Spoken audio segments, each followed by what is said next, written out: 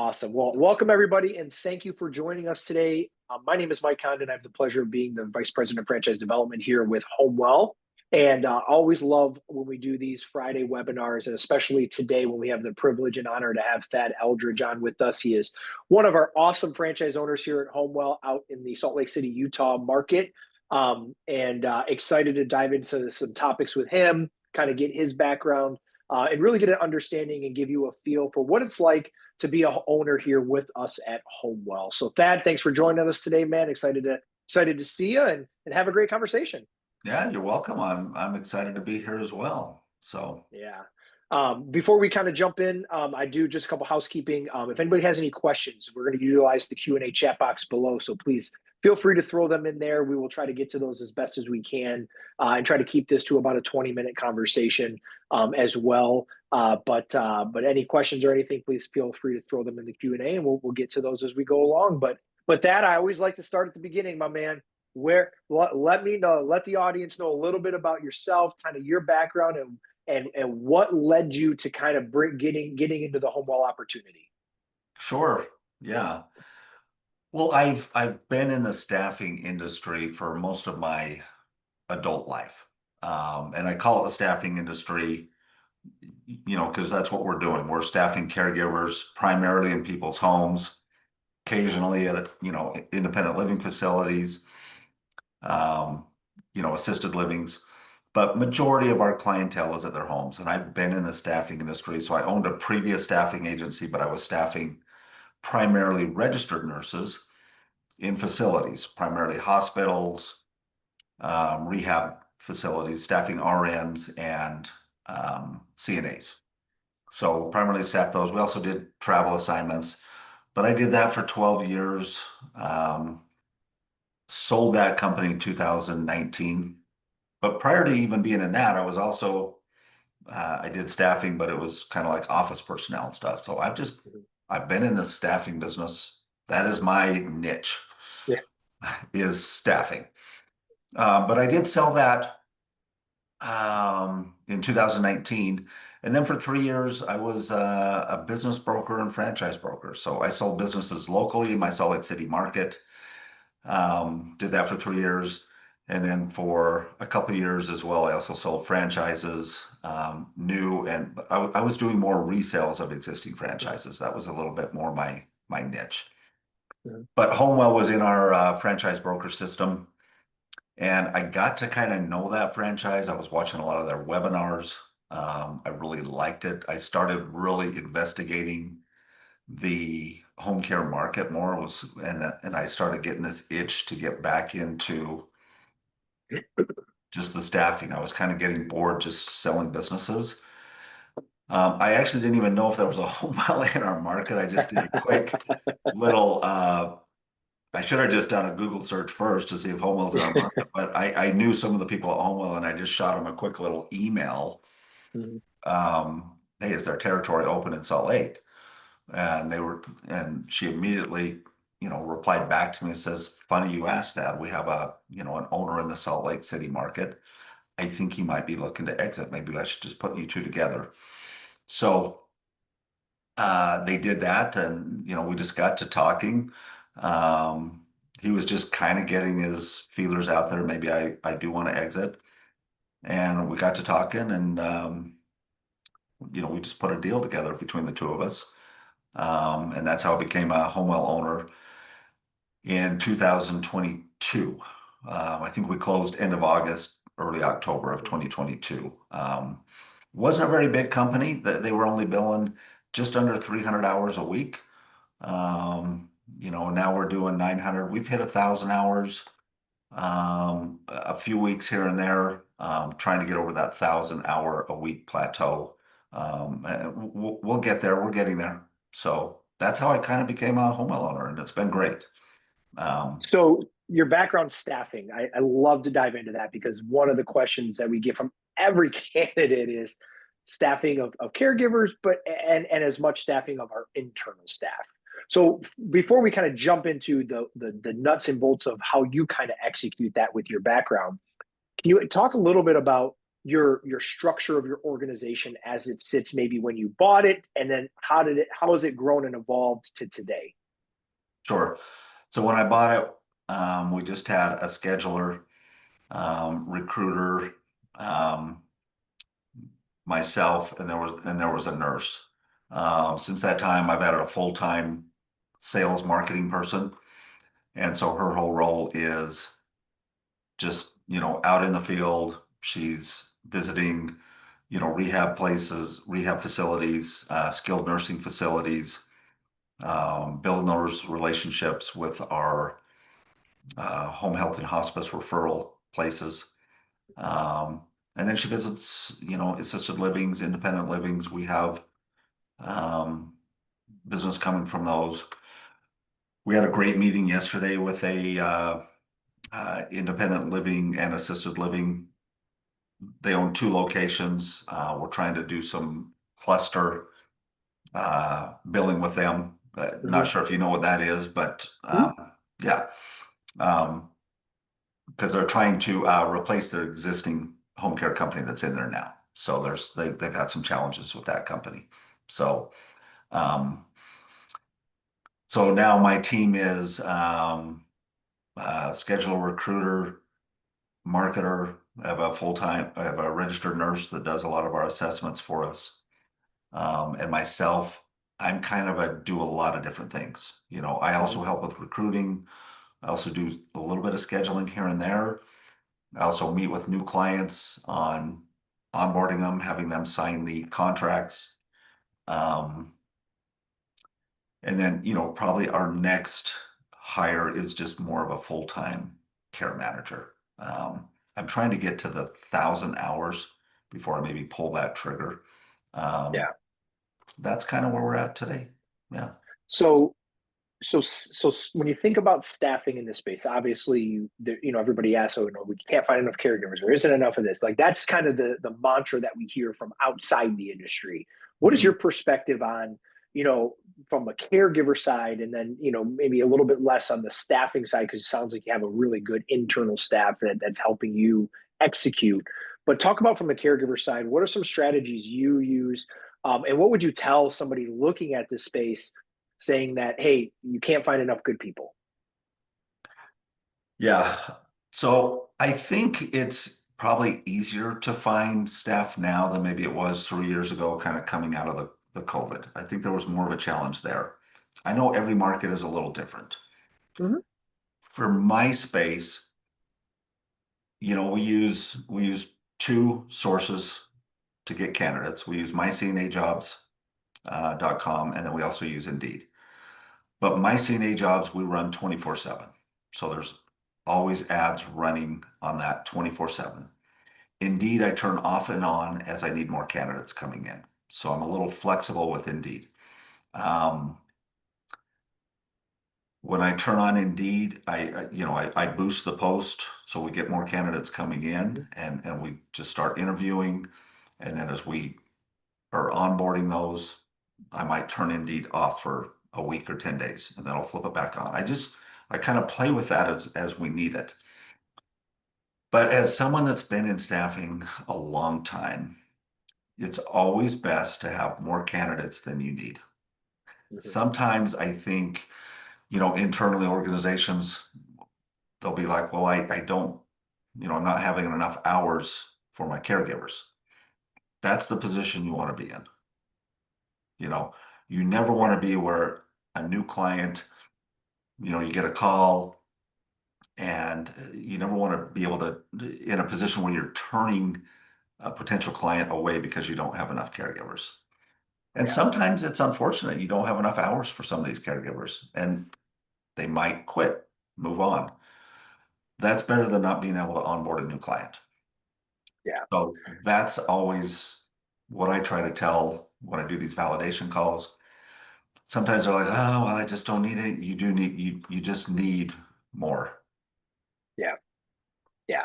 Yeah. I mean, it makes sense, because if you're not consistently replenishing your stock of caregivers and always upgrading, right? I mean, the end of the day, you're Yes, looking for the best talent up there the too. best talent. That's it. Right. And if Perfect. you're not Yeah, if you're not constantly doing that process, and to your point, you said a lot of people are like, well, I've never recruited, I don't know how to do that. Well, in your case, you have a background in it, but you also have a recruitment person that does it with you, Right. right? So it allows you to be a part of the process, but you're not the process, right? Yeah. Like you have somebody sap. So how does that work? What I guess walk us through, like, what does that process look like for your agents? Just because we get a lot of questions on this, and I think it's a really good kind of, how do we walk through that process in your agency? So I'm a caregiver, I apply. What does that look like from there until you give them a job? Well, we use Employ for our so when those resumes come in, they automatically go to Employ, and there's a uh, what do you call it? It's kind of like a CRM. There's a lead. Yep.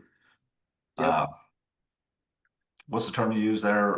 It's Like a lead gen or a lead yes, a lead qualifier. Yep. generation system. As soon as they Okay. apply, they automatically get an immediate text from us saying thank you so much. Now go and fill out our application. And then there's constant text and emails that go to them, but so that there's constant communication from our side, um, letting them know we want to talk and to apply. Um, and there's so that's what we use as a ploy. But if you want those candidates, if you really need people, you really have to, it's kind of that speed to lead. You've got to call the candidates right away as well.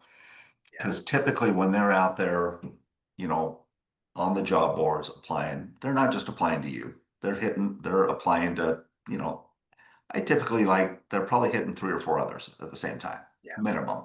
Yeah. Yeah. And some of those people might be calling them right away, some might not. So, but if you're in a position where you need talent right away, you've it's speedily. You've got to call them. Yeah. You have to leave a voicemail and you have to text them right away. So that's what we do. It's got to be immediate. Those are the ones Yeah. that typically you get on the phone quickly. Yeah. And not a lot of them are answering the phone. That's just the way it is today. They don't know who's calling from your caller Yep. ID. So, I mean, they answer more from a text, just immediate text. Hey, Yeah. you just applied. You have a nice background. We'd very much like to talk to you. We have do it a little brief. We love taking care of the senior community. Uh, do you have time to talk today or tomorrow? And Yeah. quite often they'll reply back, yeah, I have some time today. Great. Can I call you now? Yes. And we just pick up the Yeah. phone and call them. That's kind of what you Yeah. have to do. You have to be a Yeah. little aggressive, I guess is kind of a term. Yeah, and I think to your point, they are like anybody in an hourly job type position. They're looking for hours, and so Right. from a business owner perspective, you want to make sure that you're showing them that they're important to your organization and that they're valued. That you're not going to waste their time, and you're not vice versa. You don't want to waste each other's times, but at the same token, that hey, we're ready to go, and it's an important position to us, and we value it. So I think you talked a little bit about one of the vendor partners that you use.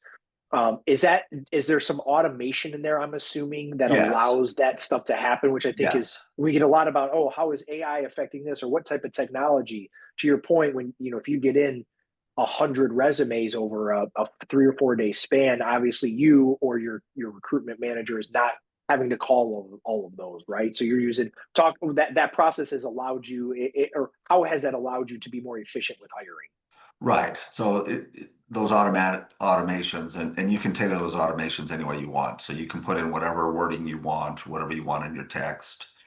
Um, but you need that automation going on because you to help simplify the process, make it Yeah, easier. Because you can't be calling them 24/7, right? I yeah, mean, yeah. So there's some kind of reach out through that automation, and it works great. And it'll yeah. and it'll it follows up, the following day and 2 days after that. And I can't remember exactly how we have a program, but you can design it how you want. Yeah. Yeah, I think the point is that there's, we get asked about technology a lot, and how do you guys utilize technology to help franchise owners be more efficient? I think that's a great example of that, right? Is being able to use tools and vendors like you're using, because you don't have time to sit there and call 100 people. Because frankly, Exactly. 98 of them are probably not going to answer the phone. To your point, they might respond to a text, but then that's a process, right? So being Right. able to use tools and technology that we have from a vendor perspective to eliminate some of that allows you to not have to worry about that, but still get your end goal of hiring X amount of caregivers a week. Is that a Right. goal you guys have within your agency? Do you have a goal to say, hey, we want to hire X amount of caregivers every week or month, or is that something you guys talk about? It there's some weeks we don't need it to add a caregiver. Mhm. Although, that's kind of rare. Um,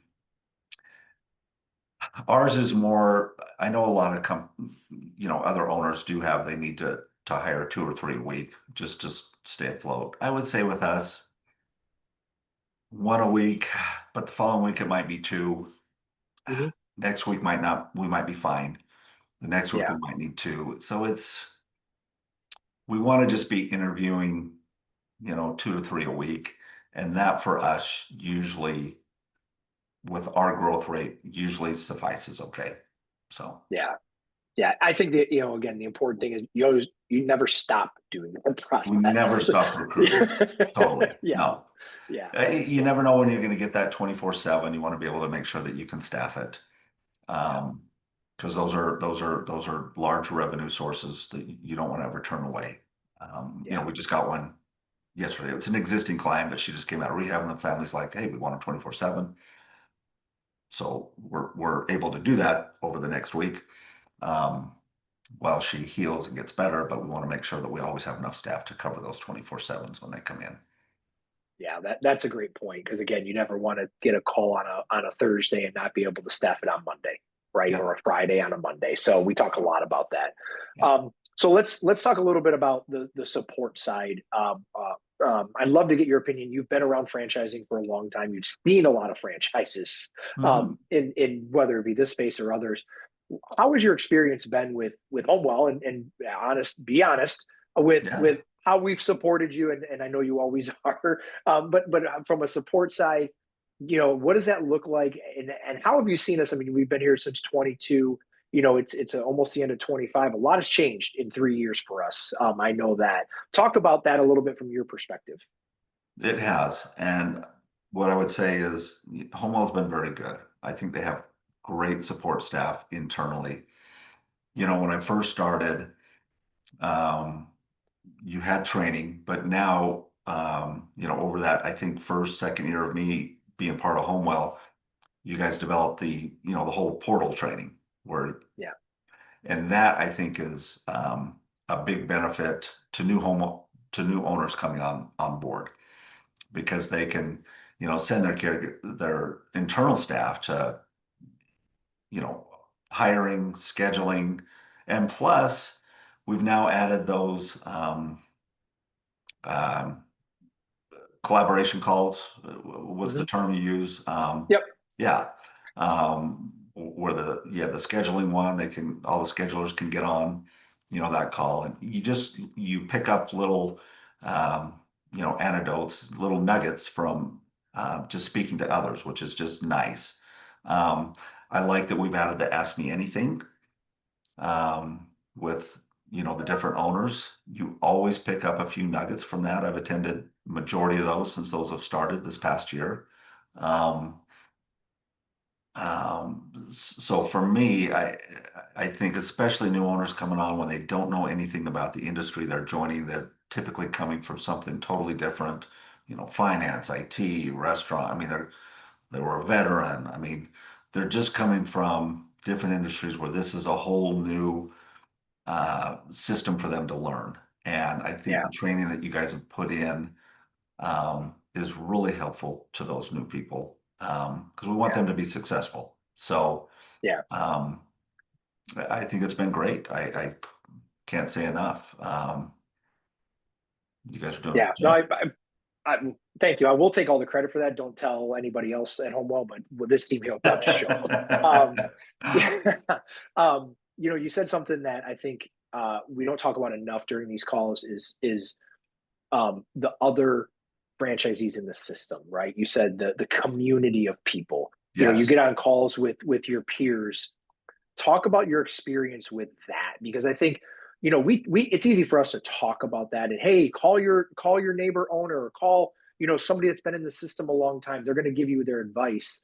Um, I've never been a part of a franchise system, and I've been a part of many that, the owners really want to see the next person be more successful than they are. And It's, so can you talk a little about your experience yeah, with that? it's been way better than I expected. I've picked up the phone and I've, asked questions with Eli in Tennessee, Ronnie, Taylor, and many others as well. Um, the HomeWell system, amazing owners. They want to see you succeed. They're willing to help you out. Um, and it's no problem to lean on them. That's what it's been great. I've leaned on many others to ask questions, how you doing this? Every little office they succeed in different ways. Some people do a place for mom extremely well, like Eli in Tennessee. They've been very successful. They have an amazing system in place. And others they do better with, outside sales reps. Some people are succeeding more with, Google advertising. Um, and so we all kind of have our little niches, or maybe some of us are doing a little bit of both. And that's how we're growing our organizations. Um, so it's nice that you can lean on these other owners and pick their brains, and just find out. We get the revenue report, and I always look at the revenue report and I see someone that's increased, 20, 30%. I'm going, what are they doing? Yeah. Where's that revenue coming from? So I always like to know. I always study that when it comes in. It just came in, I think yesterday or the day before. Mhm. So I'm always looking at my counterparts. I want to make sure I'm Yeah. growing. I want Yeah. you never want to Yeah. be the one that's dropping and then, everybody's like, oh, what's happening to Salt Lake City over there? Yeah, So yeah. No, I think, and that's such a nice thing about franchising as a whole, right? I think, I love franchising. I think it's a great avenue and opportunity for the right people. And I think the more you tap into the owners that are successful, and learn and understand them, it's a free mentorship for that. right. For that, like you're not, you're already in the system. Use them, and I think to your credit, and a lot of our, Eli and Ronnie, and can name a lot of them, they're always willing to be like, hey, whatever that person needs, just have them give me a call. And I think that goes to the credibility of not only you guys just being really good people, because that's what we want here at HomeWell, are really good people that want to execute, but also continuing to elevate the brand in a way that hasn't been done before. And so it's been a lot of fun. As Absolutely. as we kind of wrap up here, I want to be conscious of your time. One kind of final question, and then we did have a question that kind of came in. Um, you know, from your perspective, somebody that's looking at this industry, what advice would you give them on, the kind of the outlook of the industry, and why Homewell might be the right place for them? Yeah, I think the outlook on the industry, obviously, the baby boomers are retiring, so there's going to be a lot of business out there. Now, there may be more people entering as competition as well. Um, but I think if you're a hard worker, um, the big things you got to do is you've got to be able to market to, those skilled nursing facilities, rehabs, make a strong presence so that you get referrals. This business can be very good for you. The first year, if you're starting out new, that's your toughest year. You've really got to grind, um, and market your company. Probably use some of those third party resources. Like a place for mom, to help grow yourself as well. You want to get as many hours billing as you can in that first year. Yeah, Because I know some people they're using their own cash. They might be using an SBA loan, um, and then that second year it'll just be easier. You're going to learn a lot, on how to market. You're going to learn on how to hire caregivers. It's going to be a little stressful that first year, yeah, but it will turn into a good business if you stay with it. yeah. Um, Consistency, right? consistency. Yeah. Is we preach about it all the time. If you consistently show up every day, do the work, it And builds do, over time. yeah, it'll pay off. Yeah, And this is a good yeah, business. yeah, Um, just let your referral partners know that you're doing a good job. Follow up with them when you get a referral from them. Let them know, hey, you've taken care of this client, you're doing this and this for them, they're more inclined to refer you somebody else the next time if they know you're doing a good job for that for their people that they're referring to you. Um, yeah, Yeah. yeah, that I think it's a good business. So Yeah. it's been good to me. Oh, that's awesome, Thad. Well, thank you so much for your time. We'll get to the questions here in just a second, but you know, obviously, also some great information, and look forward to future conversations. So I'm going to pause the recording here. Sorry.